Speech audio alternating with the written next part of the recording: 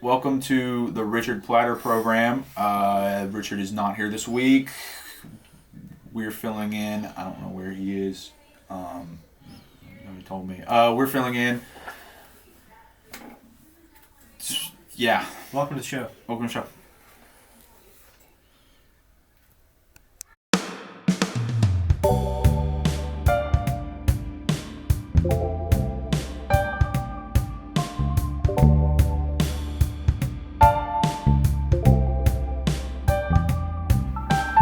Welcome back to the show. Welcome back. With us again, I'm Brennan Hicks. I'm Dylan McCain. Anora and The Brutalist. And The Brutalist. What do we think? Those are movies. Oscar, big deals. Yeah, Big deals this year. I've heard a lot about both of them. Yes. I haven't had the pleasure of seeing either of them. I have. I did my homework on this one. So, Anora is good. I liked it. I like Sean Baker a lot. I thought his movies have only gotten better, and I think this is the best one he's done so far. Yeah. Because it's like every single thing that he does, you just add it up. You just stack it up. All the what the funny stuff he does. Mm-hmm.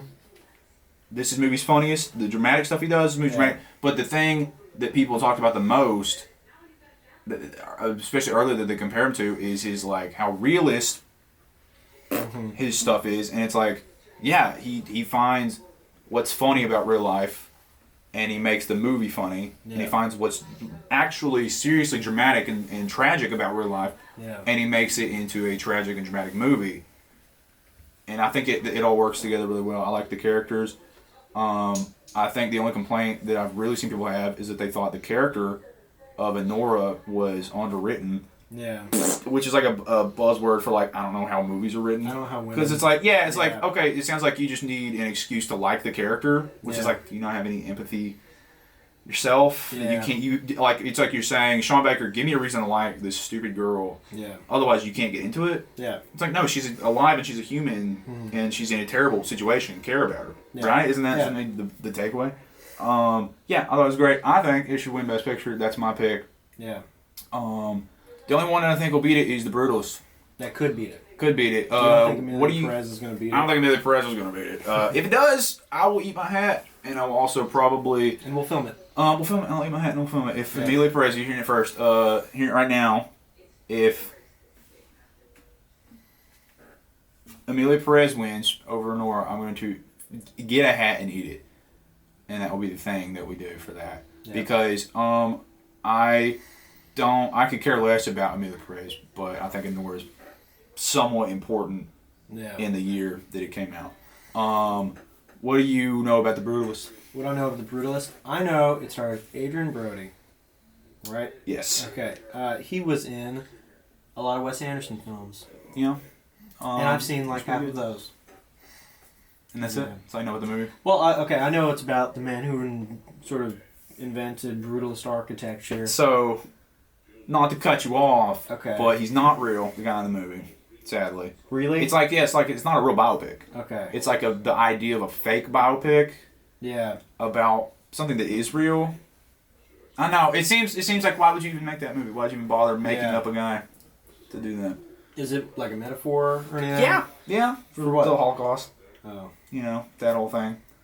But it's like, it does seem a little like, why don't you just find a real story to do? But I liked it. I thought it was good. Break it down. What is it about? So it's about a man named Laszlo Toth, who comes to America after him and his family are separated during the Holocaust. Yeah.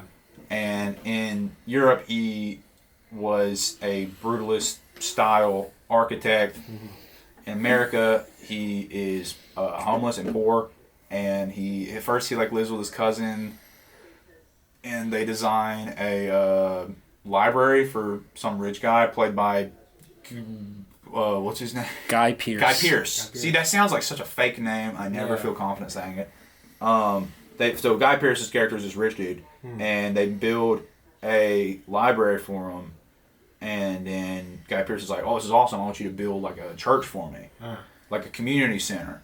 And it's then a sad looking church. yeah, well, because it's like huge. Yeah. And it's like square. It's like a Minecraft. It's like a Minecraft house. That's fascinating. And have you ever seen those churches? And we live in like the Texas area. Yeah. Sometimes the area of Texas. The area of Texas. Texas is in this area. Yeah. Sometimes I'll come across a church that's just like a building. It's a part of like a strip mall. You know? It's really strange because churches are supposed to have the most beautiful architecture of any building. Well, and it's like in the context of The Brutalist, it does mean something that it's very not beautiful because it's like that's all. I'm not gonna pretend to understand the exact metaphor for World War II, but it has something to do with how those buildings were overlooked in like the destruction of the cities because they were so plain. They seemed like they were always there. Yeah. They didn't seem like worthy. Whereas a point of during the Holocaust destroying Jewish temples was symbolic for trying to erase that culture. Yeah. And so by making the temples less obviously Jewish, they were like more likely to be overlooked. Yeah. And that's interesting. But where we live, it's just a metal building. Yeah. And they call it a church. It's like a mega church or something. So it's kind of like, I don't know. It's sad. Yeah, it's sad. I feel like those are like fronts for illegal businesses. Yeah.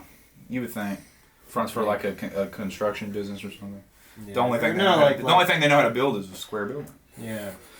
I don't like them. I think it's sad to drive by a church and it's just a big metal building. It does have. I mean, it's like it's like a utilitarian thing where it's like, well, the only thing we really need is a building, 4 walls and a pulpit. Yeah.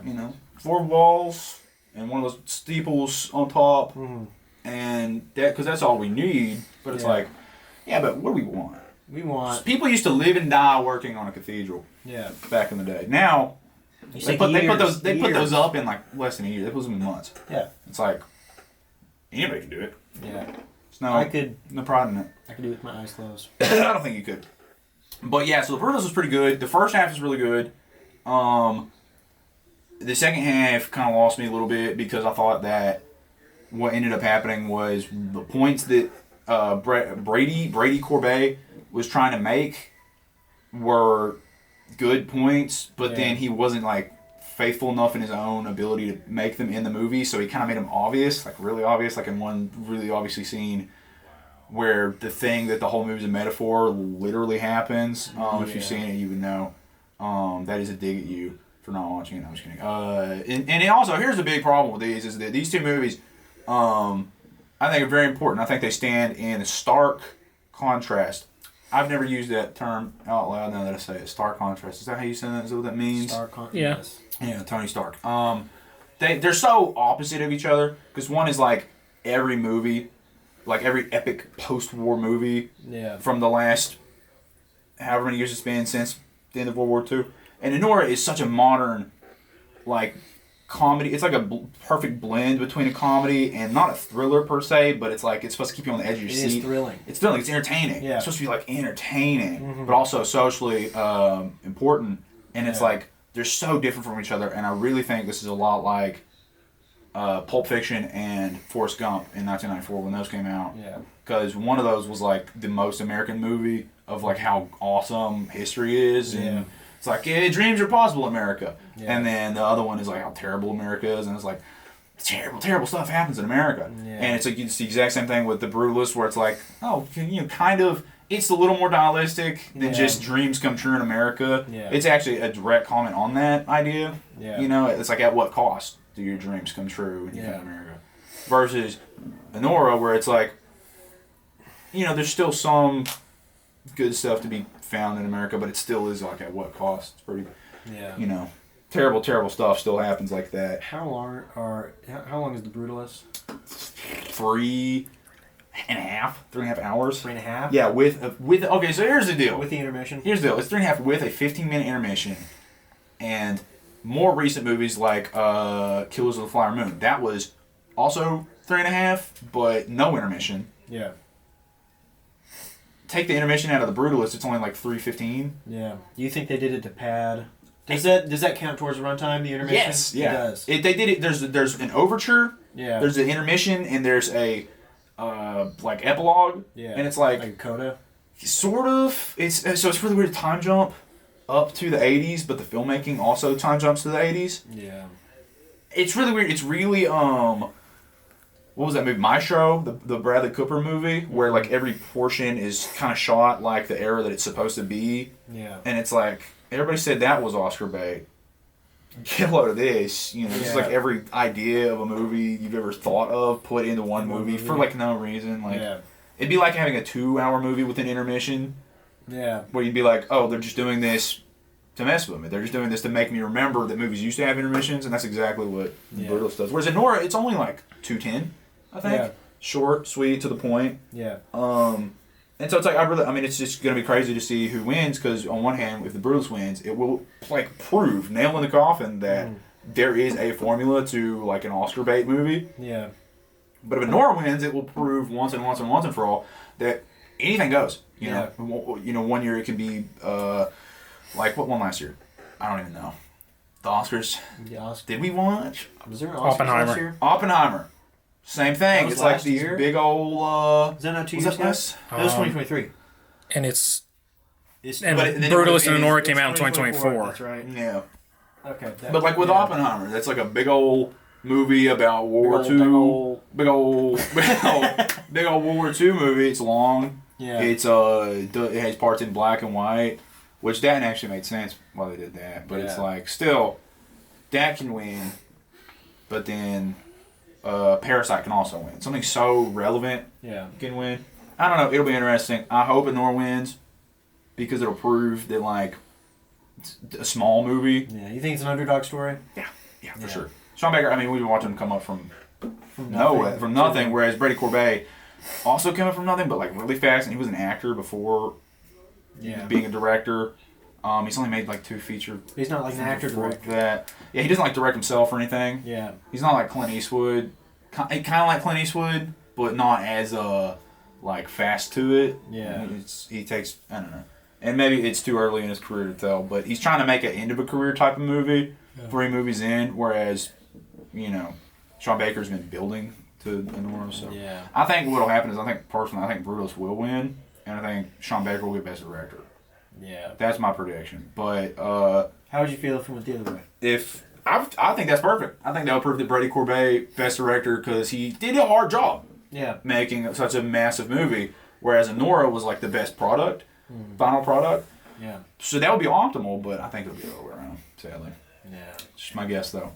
You haven't seen either of these movies. I haven't. Would you watch them based on what you've heard? I would like to watch Anora. Mm-hmm. I was going to at some point, but nobody puts it in theaters around. It's hard. That's the problem with these movies is that they want us to think these are the most important movies of the year, and then you got to drive hours to watch it. Or you got to stream it. You got to buy it on YouTube. Yeah, nobody has seen them. Like real people who it should matter to. Yeah. It's kind of sucky. But that's important. Well, even if they marketed the shit out of these movies and put them in every theater, is your average Joe going to watch it? No. Might watch the Old people might watch the Brutalist. Maybe. If they didn't know it was 3.5 hours long. But even then, they could take a nap. Yeah, your mom is not going to go watch Anora. Your mom's not going to go watch The Brutalist. I'm not going to let her watch it. Yeah. She would not like it. So, what do you guys think? What do you think? What do you think? Let us know. Is this with just comments on YouTube? What if we had the comments off? How about that? How about that for a change? Ask for now. Does that show we're not confident? Not faithful in our product. You can't get interaction. Interaction pushes the algorithm. It's all part. That's that's how it goes. Thank you for tuning in. That's sure. It's been a hell of a ride.